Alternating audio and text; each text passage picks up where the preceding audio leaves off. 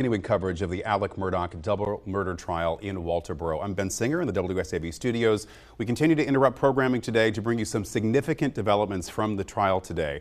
You know, these past few days, Alec Murdaugh himself has taken the stand in his own defense. WSAV's Andrew Davis has just come outside of the courtroom today to talk to us about the latest developments, and he's going to join us now with a breakdown. Andrew.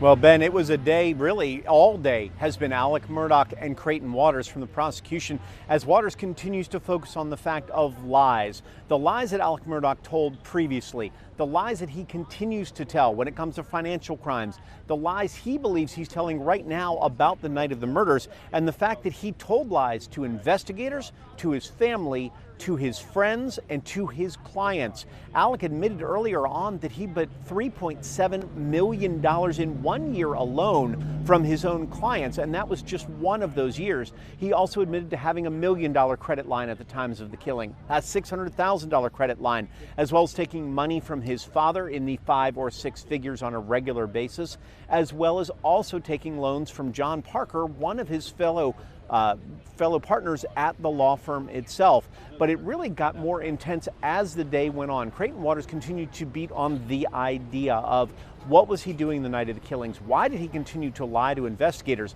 Alec is blaming it all on his addiction, saying that he was taking 30 milligram oxycodone pills. That's fine, taking some. He says he was up to 1,500 or 2,000 milligrams. So you're talking about close to 100 pills a day, between 50 and 100 pills a day, he said. He said he even had pills in his pocket the night of the murders as he was talking to investigators while sitting in their car. And this was something that Waters can't believe as he's continuing on with this. Then it got a little testy as Alec admitted out loud what he thought the theory was on why Paul and Maggie could be dead. He pointed directly at the boat crash itself and said if that never happened, they would still be alive, saying the people from the media and the social media blew calls were missing from the log. And he didn't know why that was, but he also knew specifically that those threats were out there and they were taking full advantage of them, and that there were terrible, nasty people who were doing it at some point. Then Waters came back with somewhat tongue-in-cheek, somewhat sarcastic, but a big statement that he was making right back on Alec. I can read it part to you at least. What you're telling the jury is that a random vigilante, the 12-year-old 5'2" people that just happened to know that Paul and Maggie were both at Moselle on June 7th, that knew they would be at the kennels alone on June 7th and knew you would not be there, that the person or people that they hated Paul, they had an anger in their heart. The only reason that from there, that between the lines of 849 and 902, they would show up without a weapon, assuming they're going to find weapons and ammunition there, that they commit this crime during the short time window and they travel the exact same route that you're about to go to Alameda with. That's what you're trying to tell the jury. Alex said back, you had a lot of factors in there, Mr. Waters, all of which I do not agree with, but some of which I do. It became a whole situation that this back on the boat crash, Mallory Beach, which actually today is the anniversary, 4 years since that happened on this day.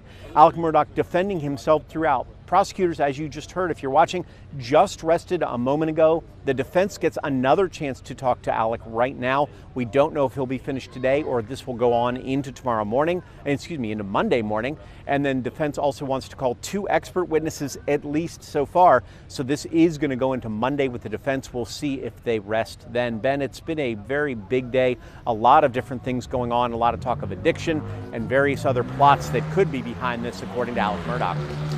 It certainly has, Andrew. You know, I'm curious about the jury once again, because the prosecution was going through that presentation where it was just a laundry list of all of the people he has lied to, really trying to drive home that point. I kind of lost count at how many people they were really mentioning there, but that seemed like a powerful point of the presentation. So what was the jury doing at that time? What could you see on their faces, or what could you glean from their reaction to that?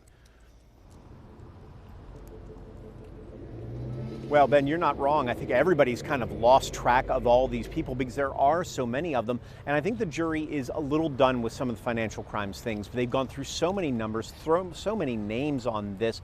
They are focused on testimony when Alec is talking about the murders right now. They are not as focused when you're talking about the financial things. Remember, we're 5 weeks in and they beat this down for days on end with details and numbers and facts and figures, whether it's the steps on the cell phone or each and every single person that he made money from and stole from. And now he's admitted to all those too. You know he's a liar. Now they want to hear why he killed his wife and son, because that's the question that's on everybody's mind. This is not a financial crimes trial, and the defense has said it, and they are absolutely right with this. This is a murder trial, and they have to prove that Alec Murdaugh is a murderer.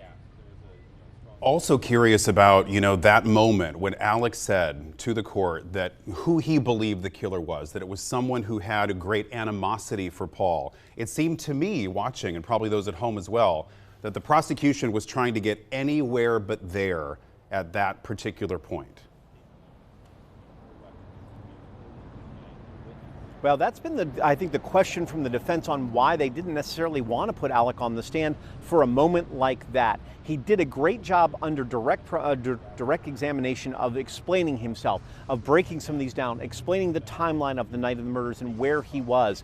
But this was the moment they didn't want to see, that he went way off book for them, way off topic instead, and started blaming something completely different. And I think it's going to be weird for the jury to hear. They're not going to understand it because we haven't gone deep into the boat crash, just mentioned it a few times. Suddenly, everybody's now involved in the boat crash. That's why Maggie and Paul died. It becomes another theory, another one of these lies that they're talking about, just to try to, as Creighton Waters put it, save his own skin. And I don't think it resonated well with them, especially when Waters was able to come sarcastically back at him the way they do. That 5'2", by the way, we're talking about, that's the angle of the shooting, potentially the shooter coming up that killed Maggie on that one.